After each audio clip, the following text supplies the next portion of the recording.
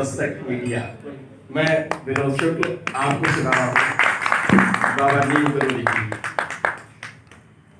पूरी बात करने से पहले, क्योंकि विनय चालीसा बड़े मन से किया गया और विनय चालीसा ऐसा कोई महाराज जी का स्थल नहीं है जहाँ विनय चालीसा लिखा नहीं गया। बस निवेदन ये है कि किसने लिखा, किन परिस्थितियों में ये लिखा गया, उससे छोटी सी कथा है और मेरा मन हुआ कि मैं आपको बताऊं। ये पूज्य प्रभुदयाल शर्मा जी हैं, उन्होंने इसको लिखा है। बहुत से लोग नहीं जानते कि कहाँ हैं, कैसे हैं। वो आगरा में निवास कर रहे हैं इस समय, और जब प्रथम दर्शन बाबा नीम करोली के उन्होंने किए तो उन्होंने कहा कि मुझे अच्छा नहीं लगा। ऐसा अनन्य भक्त बहुत कम मिलेगा। कथाएं मैंने बहुत सुनाई हैं, लेकिन मेरा निवेदन ये है कि विनय चालीसा जहां भी गाया जाए तो प्रभुदयाल शर्मा जी को जरूर याद किया जाए। ये प्रभुदयाल शर्मा और उनकी पत्नी से, दोनों लोगों से मैंने वार्ता की थी वहां बैठ के। मैंने कहा किन परिस्थितियों में लिखा और किन परिस्थितियों में छपा। देखो, मैंने जब उनसे पूछा कि विनय चालीसा आपने कैसे लिखा, वो महाराज जी के प्रथम दर्शन करके वृंदावन से अपने जब घर गए, क्योंकि महाराज जी के पास जब ये प्रभुदयाल शर्मा गए हैं तो उन्होंने अपने पास बैठने नहीं दिया।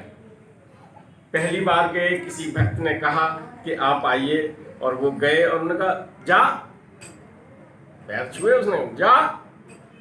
जैसे ही जा जा 2-3 बार हुआ तो प्रभुदयाल जी भाई उठे और चले आए। मन में बड़ा भयंकर क्रोध कि हम दर्शन करने गए थे, ऐसे बाबा क्या जिन्होंने बैठने नहीं दिया हमको।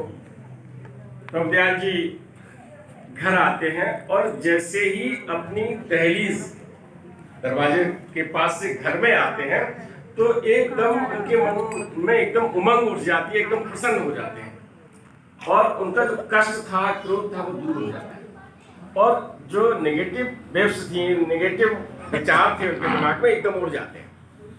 घर पहुंचते हैं, घर पहुंच के महाराज जी के बारे में सोचने लगते हैं।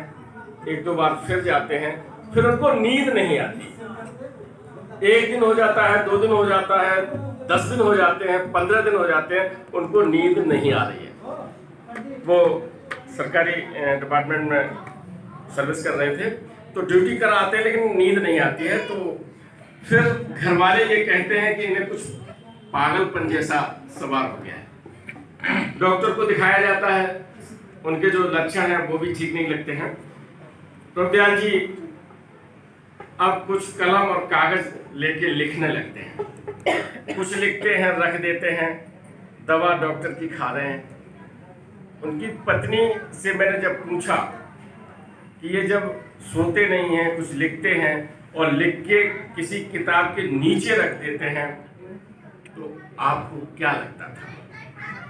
उन्होंने बताया कि मुझे लगता था कि ये आदमी ठीक नहीं है, किसी को लव लेटर लिखा। दोनों लोग बैठे हुए थे। उम्र है, मैं आपको कभी यहाँ से बात करवाऊंगा, अगर संभव अभी हुआ फोन मिलाऊंगा, आरती के बाद अगर होगा तो उनका आशीर्वाद भी दिलवाऊंगा।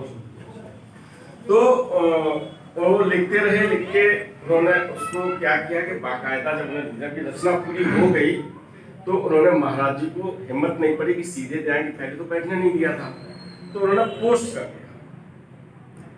महाराज जी को ये पोस्ट मिलती है, महाराज जी से गुड़ी करके फेंक देते हैं कमरे में। ये विनय चालीसा समाप्त हो जाता है।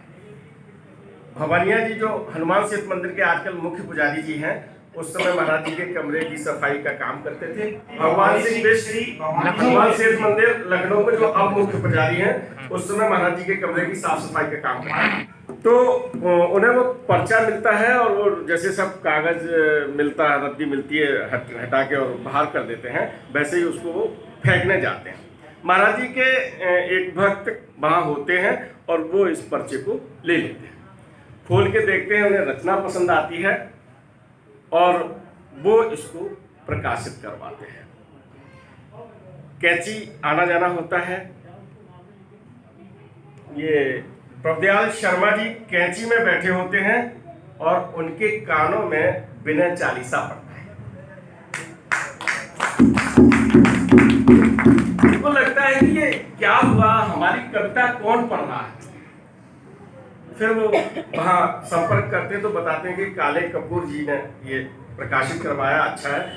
तो उन्होंने कहा इसका लेखक कौन है, किसने रचा है, कौन कवि है, कि यही तो पता नहीं चल रहा, बहुत पता कर रहा हूँ। तो उन्होंने ये बताया कि हमने लिखा। तो प्रभुदयाल शर्मा जी ने ये विनय चालीसा लिखा है और मेरा निवेदन सभी महाराज जी के भक्तों से है कि कहीं भी विनय चालीसा हो, मैं आपको भी एक चित्र उपलब्ध कराऊंगा कि विनय चालीसा जहाँ छपे वहाँ प्रभुदयाल शर्मा का भी नाम छपे तो बहुत अच्छा लगेगा।